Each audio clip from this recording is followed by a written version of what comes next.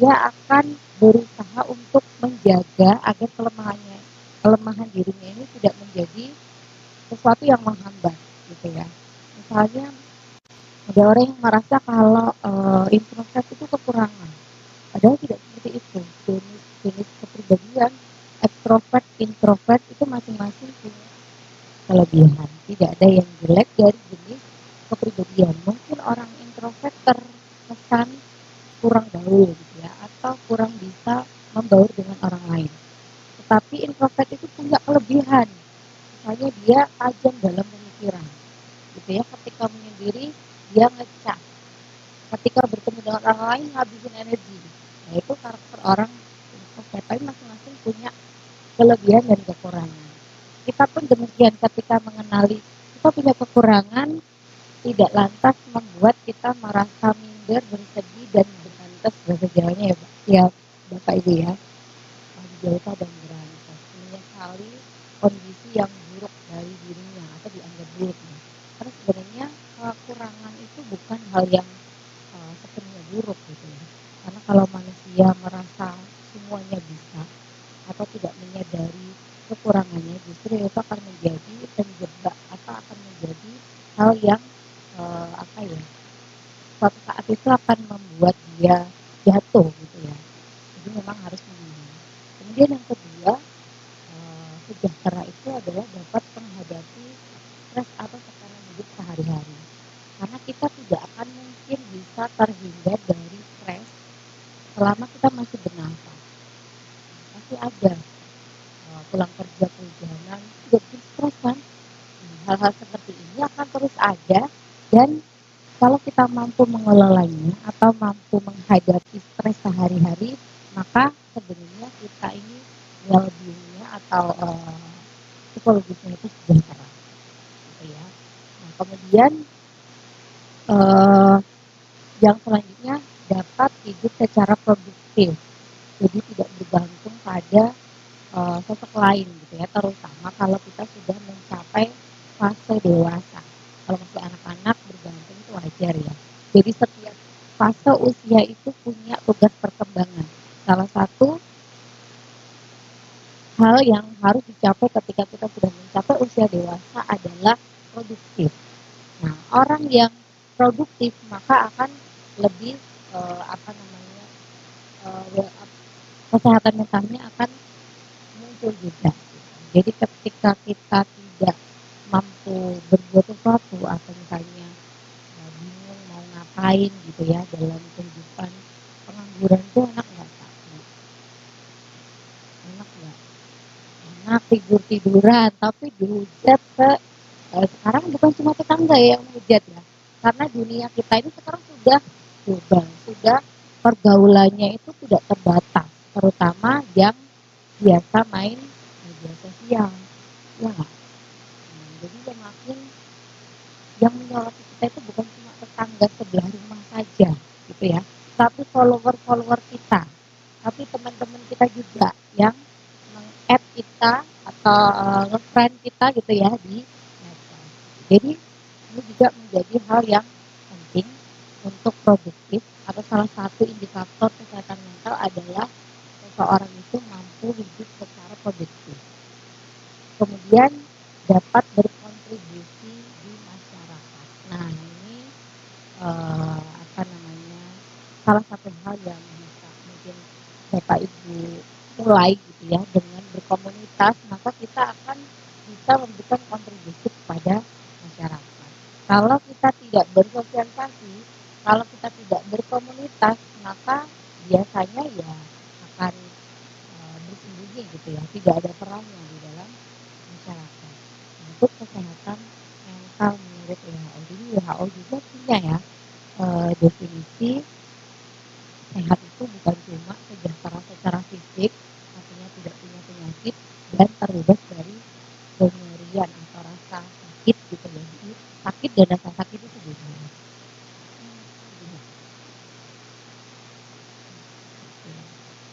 Mohon maaf saya agak batuk. Nah, jadi mental health itu salah satunya adalah indikatornya yaitu adalah kebahagiaan atau well-being. Tadi ada yang menebak bahwa salah satu apa yang terlintas ketika mendengar kata mental health, orang yang sehat mentalnya itu yang seperti apa, yang bahagia? Betul sekali. Nah, ini adalah jenis-jenis gitu ya, atau fase kondisi seseorang dari yang tidak ada stres gitu ya, seperti kondisi Anda atau kita santai, tidak memikirkan terlalu berat, mungkin kita sedang berkumpul bersama dengan keluarga, itu adalah kondisi tidak ada stres, tidak ada masalah, dan tidak punya kelainan. Ini yang diharapkan oleh semua orang. Kemudian ini bisa meningkat gitu ya, kondisi ini bisa, jadi sebenarnya ada kontinen dalam kesehatan mental. Kondisi mental kita itu tidak akan selalu hijau terus atau well-being terus gitu ya, atau akan sejahtera terus, tetapi ada kalanya kita akan mendekat ke warna merah. Kenapa? Karena stres sehari-hari, permasalahan-permasalahan yang kita hadapi sehari-hari, dan itu adalah hal yang sangat wajar asal kita bisa menanganinya. Hal-hal kecil seperti sedih, kemudian kecewa, atau mungkin deg-degan, takut, cemas gitu ya. Kalau kita bisa menanganinya, maka tidak akan menjadi sakit mental, atau yang lebih parah lagi adalah gangguan mental. Kalau sakit mental itu biasanya terjadi karena masalah yang terus-menerus ditumpuk dan berat gitu ya, bisa berat, bisa sebenarnya tidak terlalu berat, tetapi dibiarkan berlarut-larut, bertambah-tambah, tidak pernah diselesaikan, sehingga lama-lama ini akan menjadi simptom sakit mental. Nah, tapi kalau sudah gangguan mental berarti ada yang rusak dengan fisiknya juga. Jadi di bagian neuronnya atau bagian organ otaknya itu ada yang bermasalah. Sehingga untuk penegakan gangguan mental ini perlu didiagnosa oleh dokter spesialis kejiwaan atau psikiater gitu ya. Jangan suka melabeli sendiri ya, kalau belum dibawa ke psikiater kemudian bilang ini kena gangguan mental, saya ini kena penyakit apa, misalnya bipolar gitu ya. Bipolar itu tidak bisa dideteksi sendiri, walaupun mungkin ada gejala-gejala atau simptom-simptom, tanda-tanda yang kalau kita baca di internet itu kok ini saya muncul gitu ya. Tapi lebih baik kalau memang ada gangguan atau ada hal yang mengganggu itu dikonsultasikan dulu. Kalau kita masih sadar, kita bisa datang ke psikolog. Tapi kalau misalnya kita sudah tidak sadar, berarti ada yang bantu ya. Orang-orang di sekitarnya bisa bawa ke dokter ya, dan tidak bisa didiagnosa sendiri. Nah, ada mental distress. Nah, ini yang sering muncul di dalam kehidupan kita sehari-hari. Misalnya diomelin oleh atasan, itu muncul rasa tidak nyaman, membuat kesehatan psikologis kita itu agak terganggu gitu ya. Asalkan kita bisa mengatasinya, maka tidak akan menjadi hal yang buruk. Jadi jangan berpikir bahwa orang yang sehat mental itu tidak pernah stres. Karena stres atau tekanan psikologis itu akan ada terus. Nah, ini juga dipengaruhi oleh faktor kerentanan. Faktor kerentanan itu apa? Faktor kerentanan ini adalah faktor yang dimunculkan atau yang muncul pada individu yang biasanya ini diturunkan secara genetis. Jadi kalau misalnya seseorang atau individu itu sudah punya faktor kerentanan, dia ada keturunan, keluarganya misalnya mudah mengalami gangguan jiwa atau ada yang terindikasi gangguan jiwa, kemudian masalah sehari-hari atau stres tidak ditangani dengan baik, maka dia akan lebih mudah untuk mengalami gangguan mental gitu ya. Tetapi jadi ini kolaborasi. Nah, jadi ada biologis, ada sosial, ada psikologis yang saling berinteraksi sehingga menimbulkan setiap orang itu ketika menghadapi masalah yang bebannya seolah-olah sama, tapi responnya beda-beda. Ada yang ketika dipecat ya sudah hari kerja lagi gitu ya. Tapi ada juga yang ketika dipecat dia langsung depresi, mengurung diri, tidak mandi, tidak makan gitu ya, atau ngamuk-ngamuk. Nah ini tergantung faktor kerentanan tadi. Ya, nah kalau kita sudah tahu bahwa ada faktor kerentanan dalam diri kita, maka hal yang harus kita lakukan adalah kita aware terhadap masalah-masalah psikologis yang sehari-hari kita terima gitu ya, diselesaikan atau dicari solusinya. Jadi jangan dituntut. Nah, banyak tekanan psikologis atau stres yang kemudian memunculkan penyakit-penyakit fisik. Kenapa? Karena ketika stres atau tekanan muncul itu biasanya akan mengacaukan atau akan memunculkan hormon stres, hormon kortisol gitu ya, yang itu membuat otot-otot kita tegang, kemudian banyak ya, pusing gitu ya, efek-efek yang dirasakan itu seperti itu, kortisol yang terlalu banyak. Sebenarnya hormon kortisol ini adalah hormon yang ya, dia memberikan alarm ketika ada sesuatu yang buruk muncul, maka kemudian dia akan memberitahu tubuh kita untuk siap-siap menghadapi ancaman tersebut. Jadi kalau misalnya di jalan gitu ya, Bapak Ibu sambil ngalamin kemudian diklakson, kaget ya? Kaget. Nah itu kinerja dari hormon kortisol. Nah, hormon kortisol ini sebenarnya baik karena dia akan ngasih tahu kalau ada ancaman. Tetapi kalau setiap saat kita stres kemudian kortisolnya naik, kemudian membuat kita mules, membuat kita pusing dan terus menerus, maka lama-lama ini akan mengganggu kesehatan fisik kita.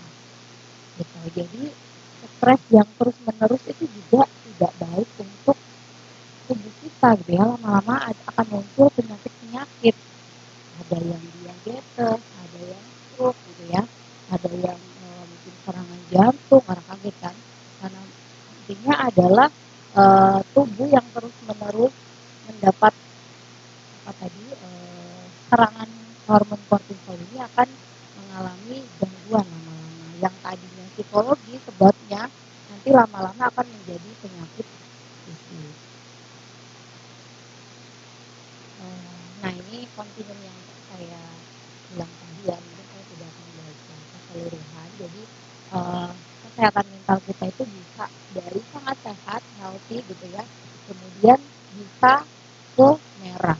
Merah itu kalau sudah kalau orang itu sudah berlebihan gitu ya, sudah mengalami penyakit mental, kemudian penyakit mental ini juga endingnya adalah kematian gitu. Jadi sama seperti sakit fisik gitu ya. Sakit fisik itu kalau sudah akut lama-lama akan menyebabkan kematian. Sakit psikologi juga sama. Jadi harus diperhatikan. Kalau berobat gitu ya, kalau melihat kesehatan itu harus holistik. Jadi tidak hanya fisik saja. Oh, saya nggak perlu minum paracetamol tadi ya Bu ya. Saya tidak perlu minum obat-obatan tertentu. Tetapi kira-kira psikologisnya ada tekanan nggak? Ada masalah nggak? Itu harus diperhatikan juga karena sakit psikologis atau luka-luka psikologis yang dibiarkan tidak pernah dirawat lama-lama akan menjadi sakit mental yang berbahaya juga untuk tubuh atau untuk kehidupan kita. Ya. Ini tentang psikologi tadi, stres atau stres yang kita kenal tadi sehari-hari. Ini merupakan perasaan tidak nyaman yang merupakan ekspresi emosi gitu ya. Kalau Bapak Ibu mendengar kata emosi, pasti yang dipikir adalah marah ya. Sebenarnya emosi itu banyak. Salah satunya marah iya. Kan bilangnya mesti emosian gitu ya. Padahal emosian itu ya bisa nangis, ya bisa histeris, bisa sedih gitu ya, bisa marah, bisa kecewa, itu ekspresi emosi. Nah, jadi emosi yang mempengaruhi tingkat kebersihan sehari-hari. Misalnya biasanya kalau ditanya sesuatu yang penting itu bisa langsung memutuskan karena sedang tertekan, maka dia tidak bisa mengambil keputusan secara tepat. Bisa begitu gitu ya bahasanya. Misalnya ditanya sesuatu yang memutuskan jawaban cepat misalnya, dia memutuskan dengan sesuatu yang nantinya disesali. Contohnya.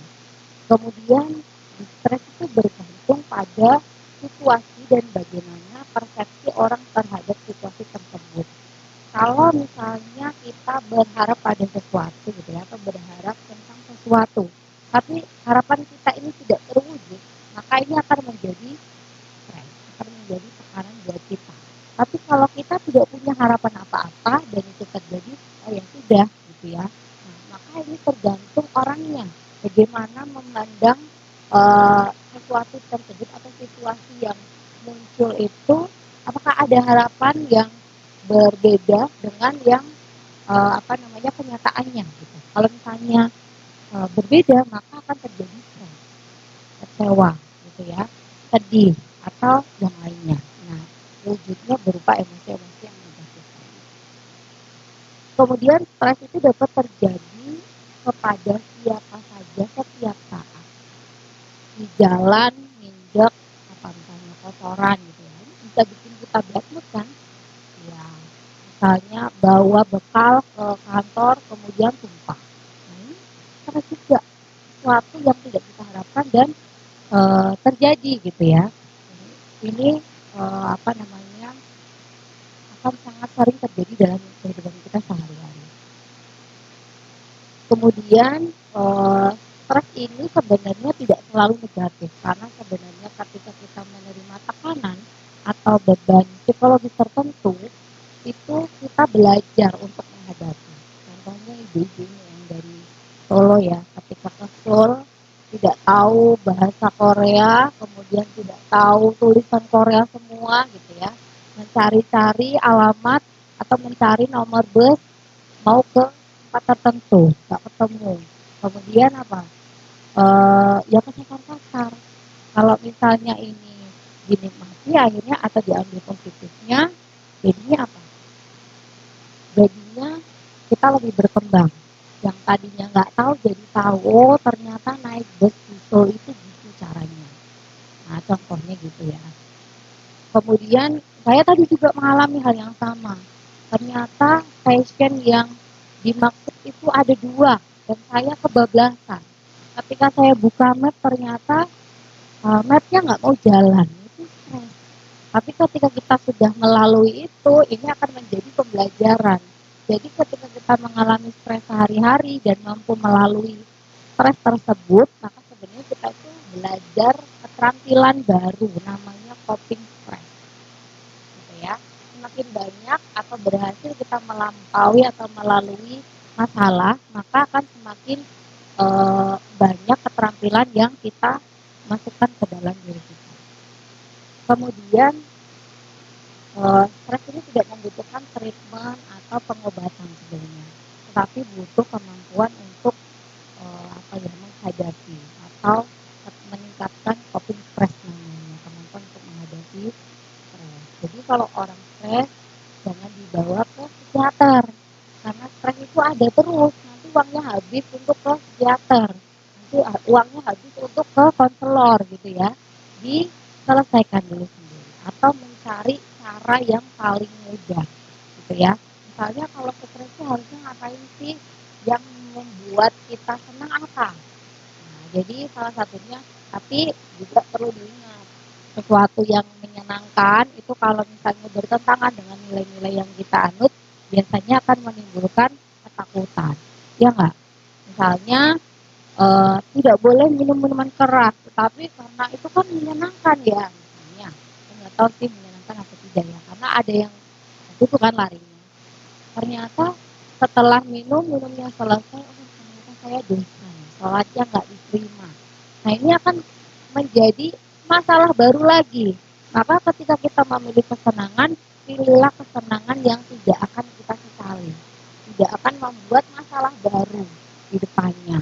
Kalau stresnya dialihkan ke hal yang menimbulkan masalah baru, maka stresnya akan datang lagi gitu. Jadi kayak lingkaran setan, gak akan selesai.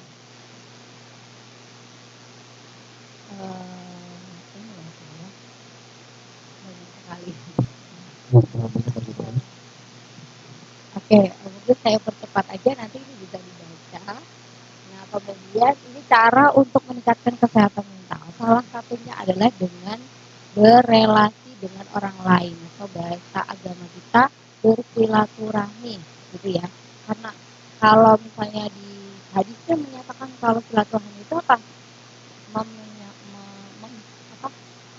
Memperpanjang umur, menambah rezeki, gitu kan. Nah, salah satu rezekinya adalah kita bahagia dengan berrelasi dengan orang lain. Ada nggak di sini yang kalau ketemu saudaranya itu sedih pulang-pulangnya? Ada, pasti ada embel-embelnya ya biasanya. Tapi pada dasarnya kita ini makhluk sosial ya. Senangnya itu berkumpul dengan orang lain. Jadi kalau sedang banyak masalah, pasti rasanya pengen curhat, ya nggak?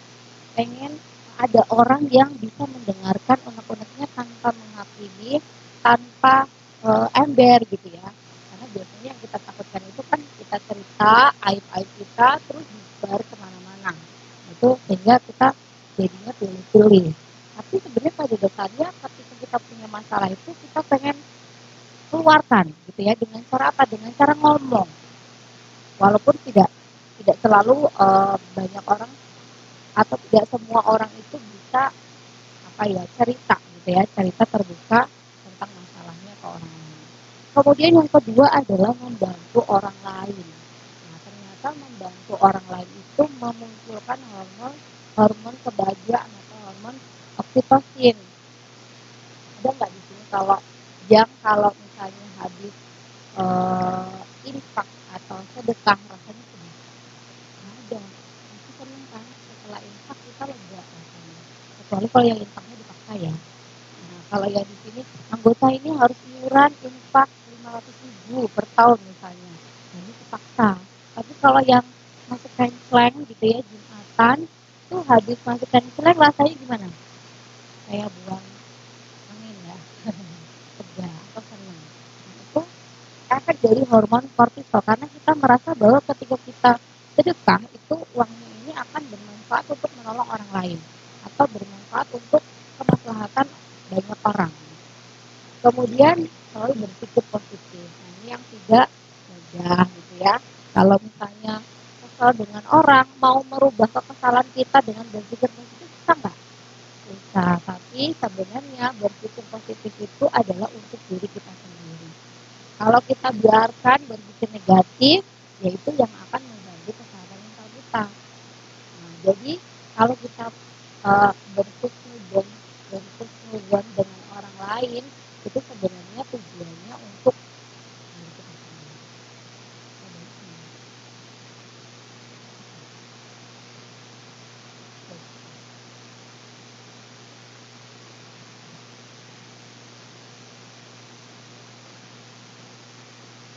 Nanti bisa dibaca ya.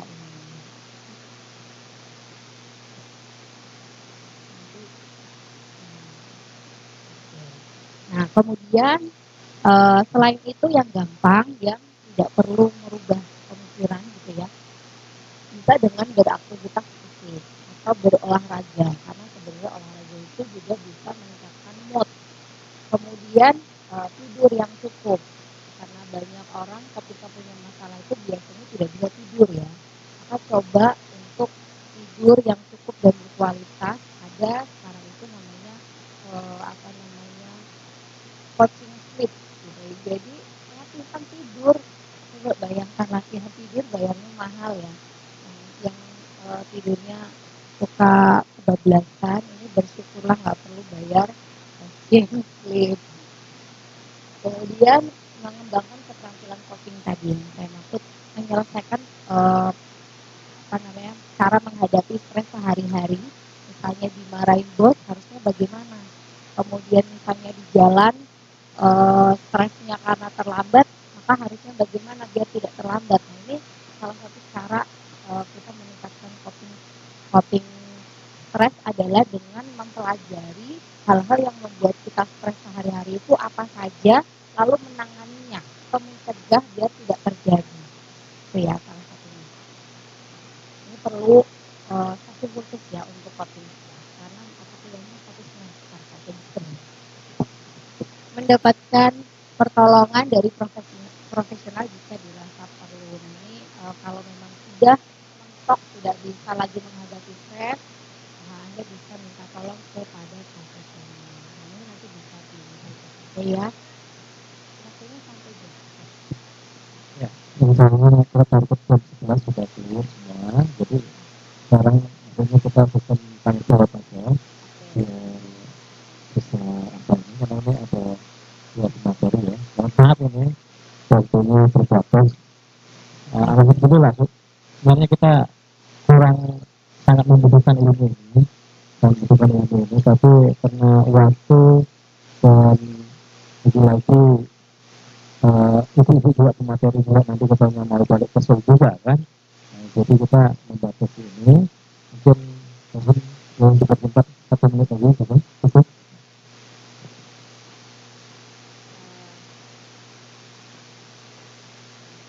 Jadi sebenarnya meminta tolong kepada profesional ini diperlukan ketika memang kita sudah mengalami mentok gitu ya, tidak ada yang bisa dimintai pertolongan, masalah kita tidak selesai dan ada tanda-tanda terganggu kesehatan mental kita sampai ke level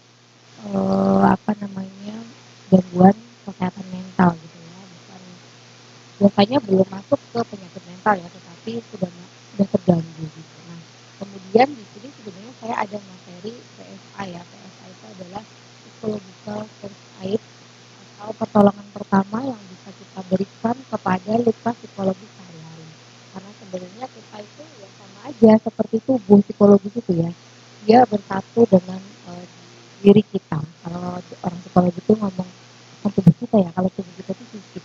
Tapi kalau diri itu ada psikologisnya, gitu ya. Jadi diri kita itu ada psikologisnya yang juga bisa mengalami luka sehari-hari sehingga harus dirawat, harus diobati gitu ya ketika terluka sehingga tidak akan menimbulkan cedera yang lebih parah. Kalau Anda misalnya kena pisau gitu ya, dibiarkan saja kan bisa infeksi, bisa menimbulkan sakit yang lebih parah lagi dari itu. Nah, infeksi dan berlanjut yang lainnya sampai amputasi mungkin ya. Psikologi sudah seperti itu. Ketika luka sehari-hari kita itu dibiarkan saja, tidak pernah diselesaikan, maka lama-lama akan menjadi mengganggu kesehatan mental kita. Bahkan bisa lebih parahnya bisa menjadi penyakit mental, gitu ya. Nah, mungkin itu saja yang bisa saya berikan untuk sesi PFA. Mungkin nanti kita lanjutkan dengan webinar ya, untuk lebih jelasnya. Mungkin saya akhiri dari saya. Kita akan lanjutkan dengan tanya jawab. Terima kasih. Mohon maaf bila apa yang saya sampaikan kalau terburu-buru atau kurang jelas.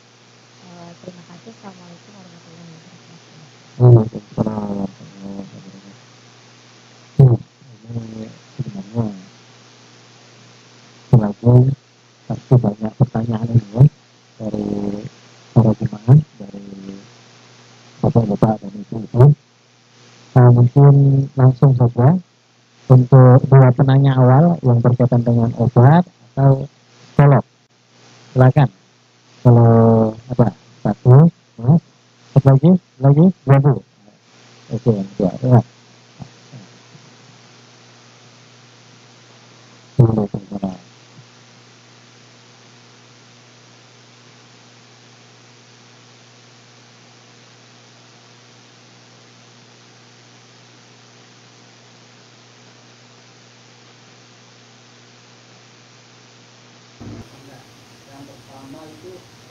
Probiotik yang berupa serbuk, jadi tiap hari itu saya satu saset. Yang kedua itu nanothiumin atau saripati kunir atau kunyit, itu saya konsumsi tiap hari satu-satu. Apakah itu aman untuk pencegahan kesehatan saya atau tidak? Terima kasih. Assalamualaikum warahmatullahi wabarakatuh. Silakan Bu. Silakan Bu. Saya bertanya untuk obat dan juga psikologi.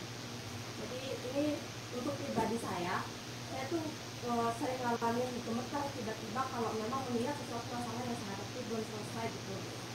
Nah terus sering nangis tiba-tiba kalau sendiri. Nah itu baru kejadian seperti itu pasti larinya ke lambung. Jadi selalu saya minum obat. Ini apakah bisa saya atasi dengan sendiri terus saya minum obat mah, atau saya harus ke psikiater untuk kelanjutannya? Ibu apa namanya? Sudah. Bu Ida, silakan Bu ditanggapi oleh Bu Ida dulu boleh. Baik, terima kasih untuk Pak Yaya. Baik, jadi pertanyaannya jadi ya, yang satu menggunakan probiotik dan kunyit begitu ya, setiap hari sekali satu-satu. Nah, jadi sebenarnya kalau probiotik itu kan isinya adalah bakteri baik, ya kemudian kunyit itu kan isinya kurkumin begitu. Nah sebenarnya kan itu suatu suplemen, bukan masuk obat begitu ya. Nah, kemudian di dalam tubuh kita itu sebenarnya kalau misalnya kita menggunakan atau makan sumber makanan yang 4 sehat 5 sempurna begitu nih, itu kan sudah cukup sebenarnya. Nah, jadi namanya juga suplemen. Suplemen itu tambahan begitu kan ya. Jadi suplemen itu tambahan. Jadi kalau dari mekanismenya itu ketika kita masukkan itu kan akan nanti bereaksi kemudian keluar gitu. Jadi kalau misalnya kalau selama ini kalau tidak minum, apakah ada gejala lain atau mungkin rasanya beda? Gitu.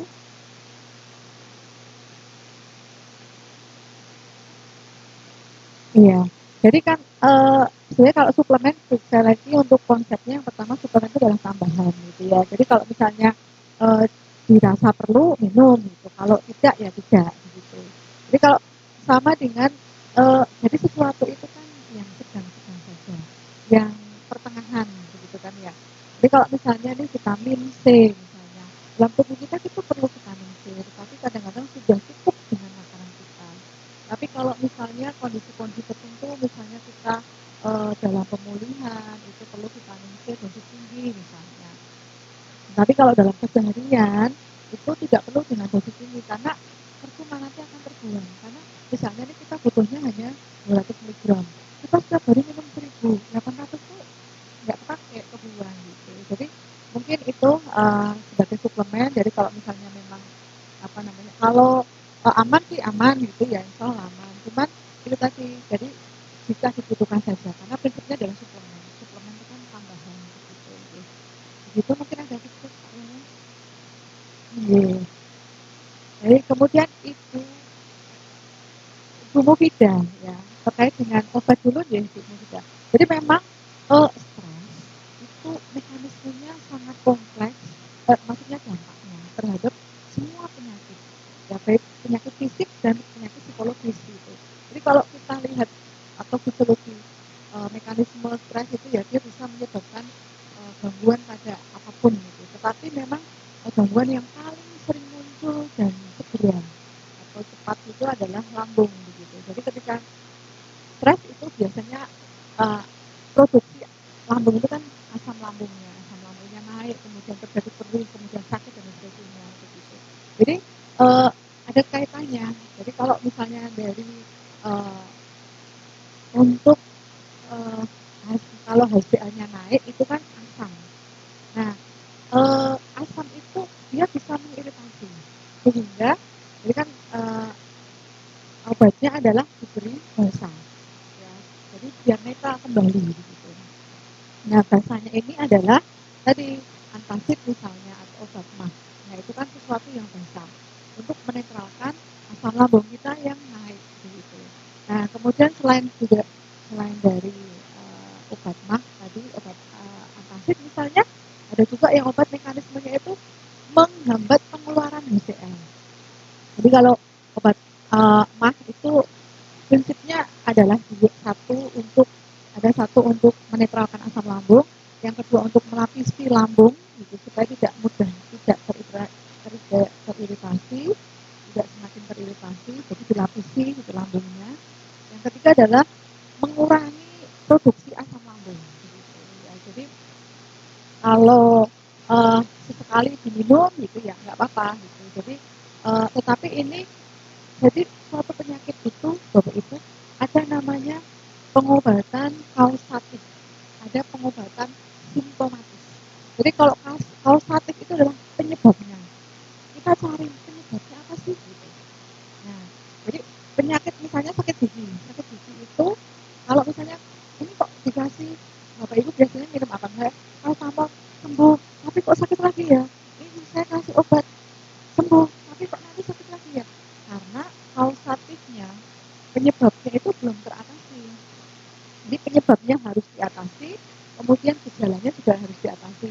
Makanya kalau sakit gigi misalnya itu kan penyebabnya adalah infeksi bakteri, sehingga diberi antibiotik untuk membunuh bakteri penyebabnya itu.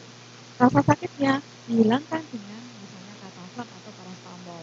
Jadi kadang-kadang pengobatan itu perlu kombinasi antara kausatif dan simptomatis. Begitu juga, jadi misalnya lambungnya naik, asam lambungnya naik, kemudian perih dan sebagainya. Nah itu kalau minum antacid atau obat mah itu adalah untuk simptomatisnya, untuk gejalanya, untuk mengatasi gejala. Selama penyebabnya belum diatasi, maka gejala itu akan muncul terus begitu. Sehingga harus diidentifikasi apa ya ternyata penyebabnya gitu. Kalau misalnya penyebabnya tadi adalah stres gitu ya, berarti ini kausatifnya penyebabnya, maka stresnya harus dimanajemen. Jadi memang tidak mudah untuk memanajemen stres ya. Tapi kalau saya pribadi, saya walaupun apoteker farmasi gitu, dulu ketika saya kuliah itu sampai sekarang itu saya sering baca buku psikologi gitu ya. Karena kan itu untuk meningkatkan kesehatan mental kita, bagaimana selalu bahagia, bagaimana berpikiran positif. Karena itu juga tadi akan berdampak pada fisik kita. Jadi kalau jiwa kita terluka, itu fisik kadang-kadang juga akan ikut terluka. Gitu. Jadi kalau dari tadi minum obat masters itu seperti apa? Apakah berbahaya? Dia tidak berbahaya, tetapi kalau saya sarankan dicari kausatifnya, penyebabnya. Jadi karena obat mah itu hanya untuk simptomatisnya, mengobati gejalanya. Jadi penyebabnya apa? Dilihat, dicari tahu, diatasi penyebabnya. Kalau penyebabnya stres, itu ya berarti manajemen stresnya. Begitu. Baik, terima kasih. Untuk masalah psikologi, apakah perlu ke psikiater?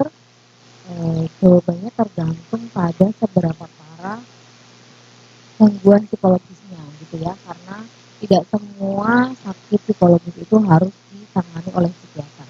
Psikiater itu biasanya akan menolong ketika pasiennya atau yang mengalami gangguan ini sudah muncul tanda-tanda gangguan pada fisik, tetapi yang berkaitan dengan kognitif ya, bukan yang berkaitan dengan kondisi misalnya mah tadi ya. Kalau mah ini kan sebenarnya ya tadi itu hasil dari hormon kortisol atau stres yang berlebihan sehingga memicu timbulnya atau munculnya asam lambung tadi yang naik. Kalau untuk minum obat itu sudah tepat gitu ya, karena kalau tidak diobati kan sakit ya. Sakit fisik pun bisa mengganggu kesehatan mental kita. Gitu. Jadi kalau misalnya kita sedang sakit kan biasanya jadi serba salah gitu ya. Orang-orang di sekitarnya jadi kena omel gitu kan. Nah, memang sakit fisik juga harus dijaga agar kesehatan mental kita juga baik gitu. Jadi memang keduanya itu saling berinteraksi, tidak bisa ditinggalkan.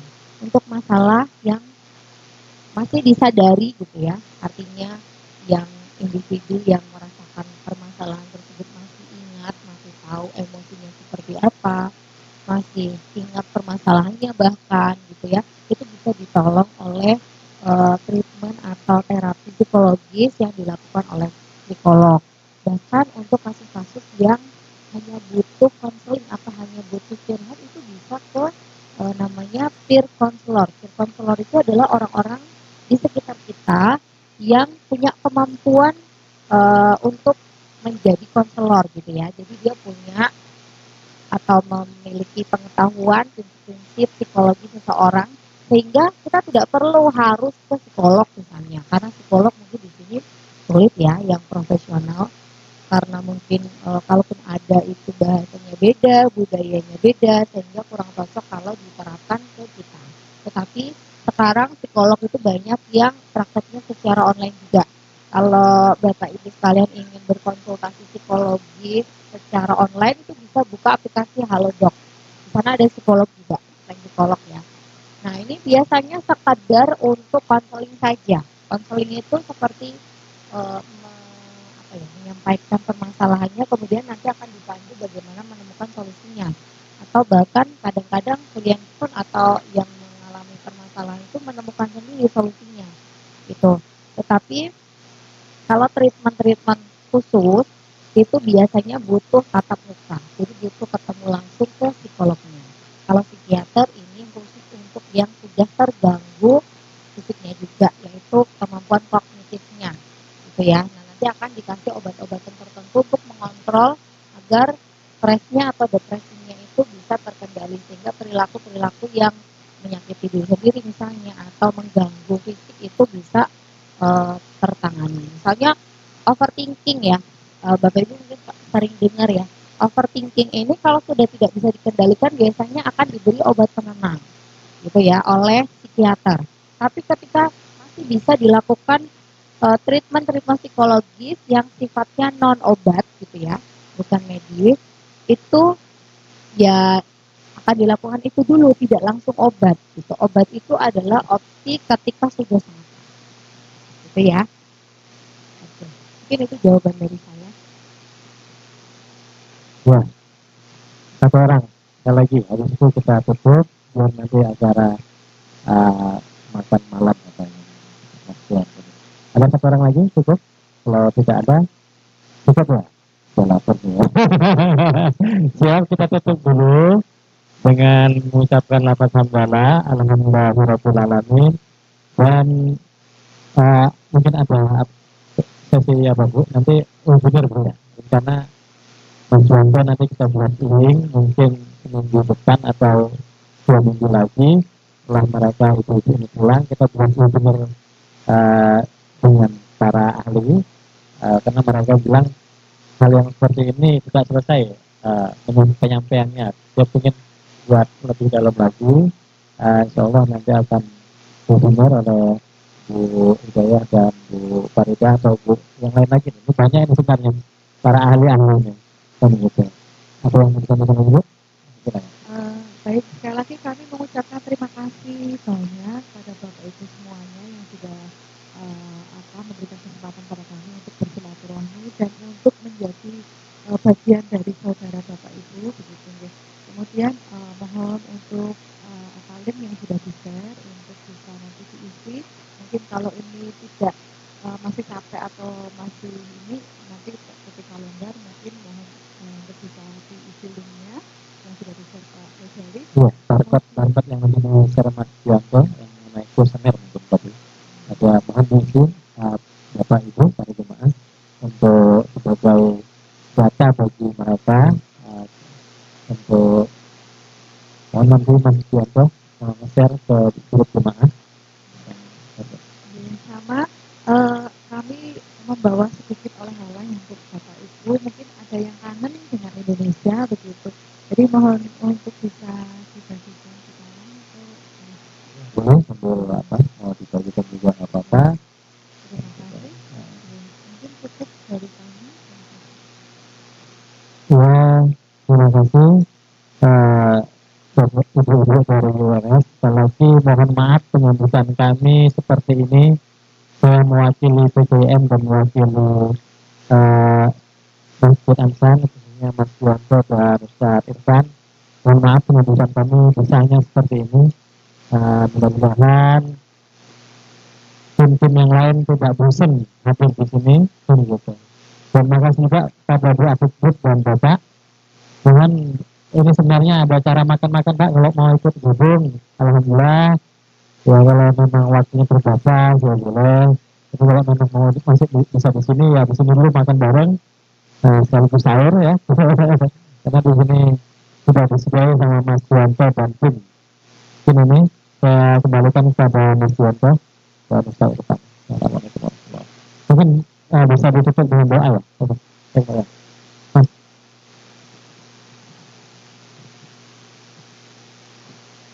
Baik, terima kasih. selanjutnya yaitu doa dan sekaligus penutup kepada guru kita yaitu Jadi saya dari awal sampai akhir mohon maaf sebesarnya apabila ada kata-kata yang kurang berkenan, baik sengaja ataupun tidak sengaja. Assalamualaikum warahmatullahi wabarakatuh. Baik, terima kasih.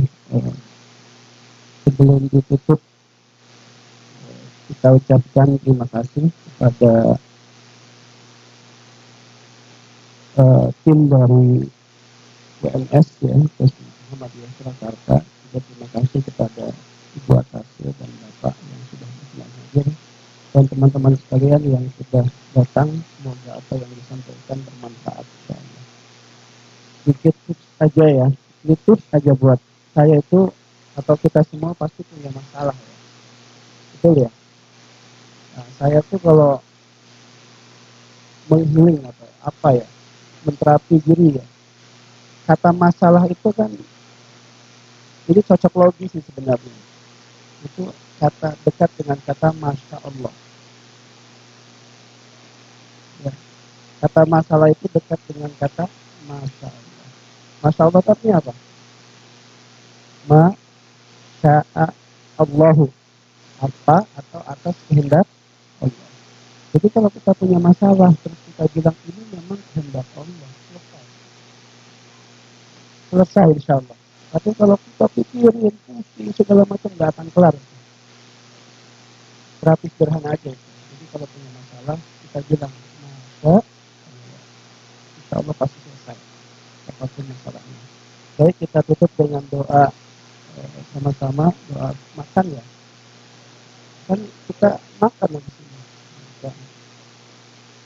Bismillahirrahmanirrahim. Alhamdulillahirabbil alamin. Allahumma shalli ala sayyidina Muhammadin wa ala alihi wa ashabihi ajma'in. Allahumma ij'al hadha jam'ana jam'an mubarakan jam'an marhuma wa la taj'al tafarruqana tafarruqan wa tafarruqan marhuma. Ya Allah, jadikanlah perkumpulan ini perkumpulan yang diberkahi oleh Allah. Jadikanlah perpisahan kami pun perpisahan yang senantiasa dirahmati oleh Allah. Rabbana taqabbal qiyamana wa ruku'ana wa sujudana wa tammin taqsirana wa arhamar rahimin. Allahumma la taj'al dhanban illa ghafartah wa la daynan illa qadaitah wa la mas'alatan illa qadaitah ya rabbal alamin. Rabbana atina fid dunya hasanah wa fil akhirati hasanah wa qina adzaban nar. Wa akhiru da'wahum alhamdulillah.